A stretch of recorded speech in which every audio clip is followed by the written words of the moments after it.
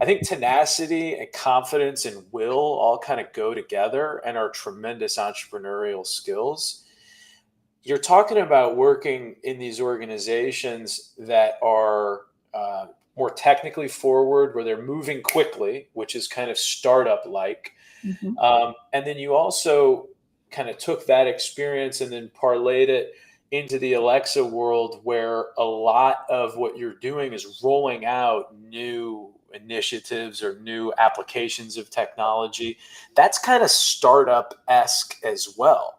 Mhm. Can you talk a little bit about getting that experience without being entrepreneurially forward, kind of having the experience of startup and forced tenacity without the risk, and then how it's benefited you Mhm. going into what you're doing now?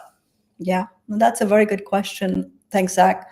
Yeah, I mean, if both the positions, right? So both Intel and with Alexa, I was responsible for taking new disruptive solutions to market, right? In each case, the product was not there, right? In the case of Intel, we had a product that was being developed but was way behind, so I really could not use that product at all, right? New disruptive solutions, saying, hey, how do we make this happen? Similarly with Alexa, but let me start with the Intel example because this was really, really new, right? You've got a hardware company, you've got a chip company. It's not a company that's really focused on building end-to-end customer solutions, right? We're trying to build these chargers. Originally, the idea was to build them for laptops because Intel is a laptop company. But this, in the world of technology, you've got something called standards, right? You have to actually get the standards body to okay the standards, and then the technology is built using those standards. So we're part of a new standard for wireless charging called resonance. We were trying to build that for laptops and new technology. The hardware wasn't there for it, the software wasn't there for it. So it was pretty much blue sky, blue ocean. And it's like at the same time, I came on board. I was new at Intel. My goals were, hey, you have to build these 50 pilots worldwide. It's your strategy. You've got to figure it out, and you've got to do the implementation around the world.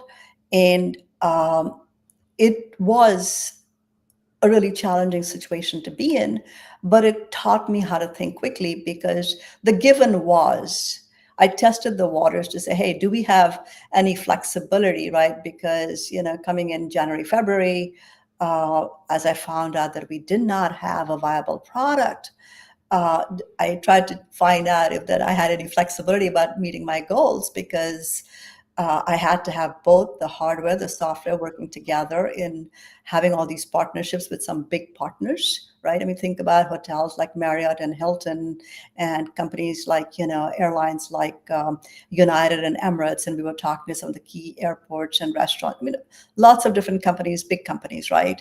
The advantage is I was coming from Intel, right? So it's different. Like, trying to create a partnership with a big company from Intel is a different experience, right? People talk to you, at least at that time, Intel had a really big reputation, right? So, but it was a new disruptive solution.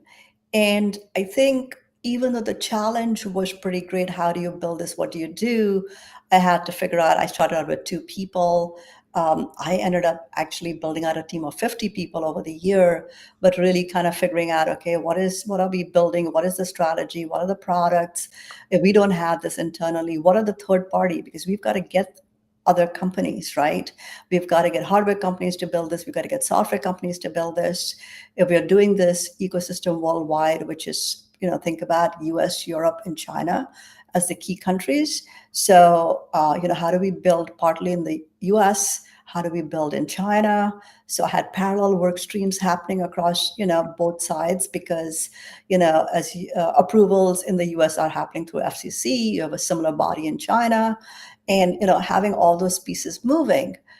So it was being incredibly strategic, being able to pivot consistently, being nimble, and just pushing forward.